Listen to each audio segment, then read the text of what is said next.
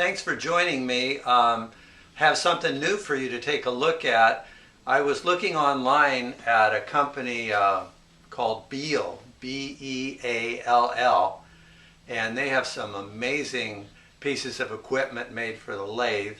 And I had my eye on one of these triple buffers that they have, and it's $92. It looks like a nice piece of equipment, a lot of good reviews, and it has a Morris taper, so it'll fit right into your taper on your lathe.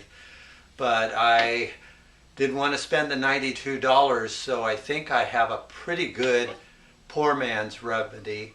And this here, total cost can be as low as under $20. Mine's a little bit more expensive. What I have here are 3 buffing wheels, and the 3 buffing wheels I got at Harbor Freight.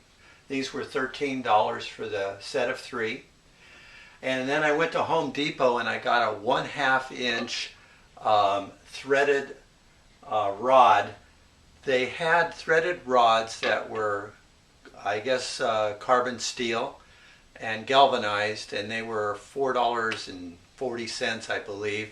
This one I paid $14 for, and it's a 36-inch long piece of rod, and it's stainless steel.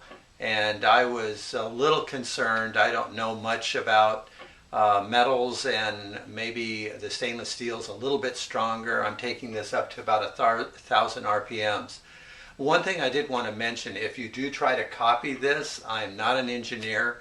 This seems safe enough for me, but you might want to check it out with people that have more skills than I do.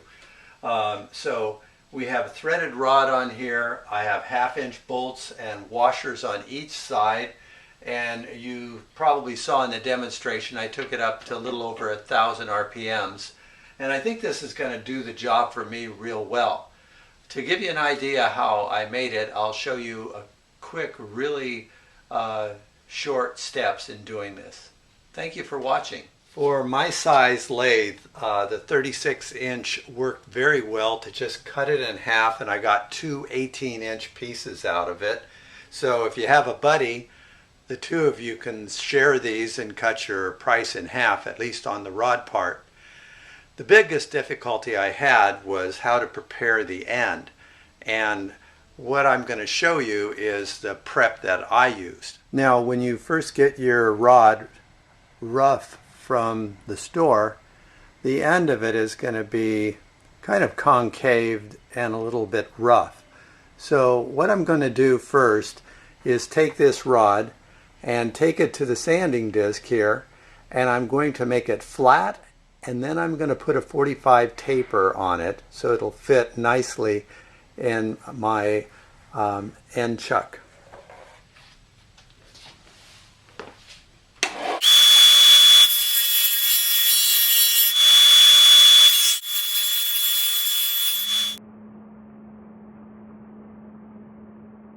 The next problem I experienced was trying to drill a little hole at one end, and you can see this here, how far I'm off of center.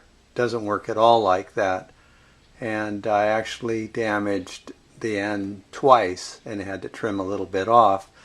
My neighbor came to the rescue, and this here is the new end I have, and what he loaned me was a spring punch that is made for metal, and with that you're able to take and mark that center point and punch it, and then begin drilling with the smallest diameter drill bit you can, if you can keep it from breaking, and then getting larger and larger until you get the size that works for your free spinning tailstock.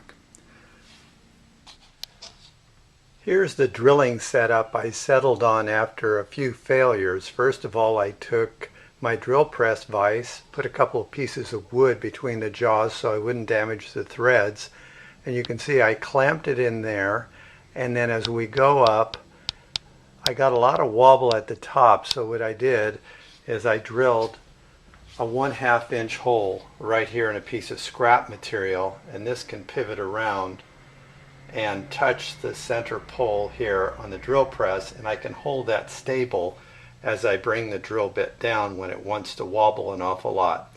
And that seemed to do the trick. Just a few closing things to remember.